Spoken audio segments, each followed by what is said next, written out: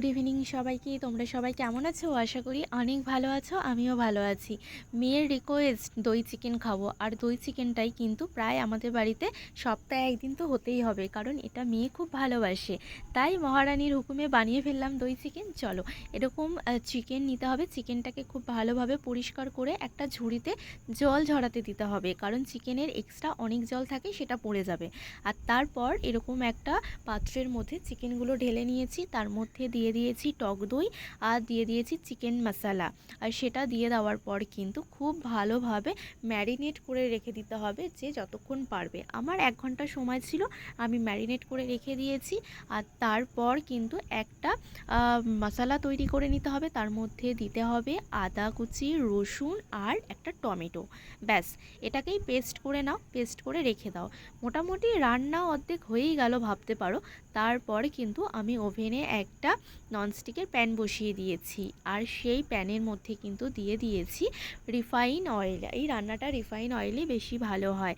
আর তারপর তেলটা গরম হয়ে যাওয়ার পর কিন্তু দিয়ে দিয়েছি গোটা গোলমরিচ ফোড়নে। ব্যাস, এই গোলমরিচটা হালকা একটু ফুটে উঠলেই তার মধ্যে দিয়ে দিতে হবে গোটা পেঁয়াজ কুচি। আমি কিন্তু পেঁয়াজ কুচি দুটো দিয়ে দিয়েছি। সেটা খুব ভালোভাবে ভাজা করে নিতে হবে, ফ্রাই। সেটা যতটা ফ্রাই হবে ততটাই কিন্তু চিকেনটা টেস্ট হবে। আর এই চিকেনটা দেখো হালকা ব্রাউন হয়েই গেছে। তার মধ্যে দিয়ে দিয়েছি ওই যে পেস্ট করে রেখেছিলাম সেই পেস্ট।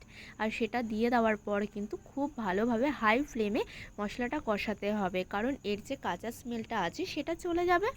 আর মশলাটা কষতে থাকুক, তার মধ্যে কিন্তু দিয়ে দিতে হবে গুঁড়ো মশলা, যেমন হলুদ গুঁড়ো, লঙ্কার গুঁড়ো আর নুন। ব্যাস, রান্নার আর কোনো মশলা দরকার নেই। দিয়ে দিলাম তার মধ্যে কিন্তু দিয়ে দিলাম লঙ্কার গুঁড়ো। সেটা আমি বাড়িতে বানিয়েছি, তাই অল্পই দিয়েছি, প্রচুর ঝাল। মেয়ে যেহেতু ঝাল অত খেতে পারে না, তোমরা যে যেরকম খাবে সেরকমটাই দেবে। আর দিয়ে দেওয়ার পর কিন্তু এরকম ভালোভাবে কষাতে হবে। দেখতেই পাচ্ছ মশলার কালারটা কিন্তু এখনই কত সুন্দর এসে গেছে, আর তেলও ছাড়ছে। এই সময় কিন্তু দিয়ে দিতে হবে যে আমি চিকেনগুলো ম্যারিনেট করে রেখেছিলাম সেগুলো। আর যেহেতু চিকেনে ম্যারিনেট করে রেখেছিলাম, তাই জন্য ওর টেস্টটা আরও বেশি ভালো আসবে। তাই খুব ভালোভাবে কিন্তু আমি কষিয়ে নেওয়ার পর এটা হাই ফ্লেমে কষাতে হবে। আর যেহেতু আমি চিকেনের মধ্যে একটু আলু দেবো, বিরিয়ানি হবে এই গ্রেভিটা দিয়ে, তাই জন্য কিন্তু আমি ঢেকে দিইনি। তোমরা চাইলে চিকেনটাকে ঢেকে ঢেকেও কষাতে পারো। আর এটা তোমরা আলুটা স্কিপ করতে পারো, আমি দিয়েছি বিরিয়ানি করব বলে, ওটাই বললাম। তারপর কিন্তু খুব ভালোভাবে কষানো হয়ে গেলে দেখবে তেল ছেড়ে দিয়েছে চিকেনে, তখন কিন্তু দিয়ে দিতে হবে পরিমাণ মতো জল। আর সেই জলটা কিন্তু একটু ঝোলঝোলই আমি রাখবো, কারণ পরে আলুগুলো আমি তুলে নেব। এই আলুটা সেদ্ধ করতে হবে, তার জন্যই আমি চিকেনের সাথে দিয়ে দিয়েছি। আর পাশেই বসিয়ে দিয়েছি বিরিয়ানির জলটা। আর দেখতেই পাচ্ছ চিকেনের কালারটা এখনই কত সুন্দর আসছে। আর চিকেনটা খুব ভালোভাবে কিন্তু আমি ভেজে কষাতে কষাতে রান্না করছিলাম। আর সত্যি কি বলো তো, আমার মেয়ে চিকেন ফিশ এগুলো খেতে ভালোবাসে। প্রায় দিনই বলে মা একটু অন্য রকমের বানিয়ে দাও, মা একটু অন্য রকমের বানিয়ে দাও। আর যেহেতু আমার মেয়েটা মাছ মাংস খুব ভালোবাসে, তাই জন্য আমাকে চেষ্টাও করতে হয়। কিন্তু হ্যাঁ, এক একটা রান্না কিন্তু খুবই টেস্টি হয়।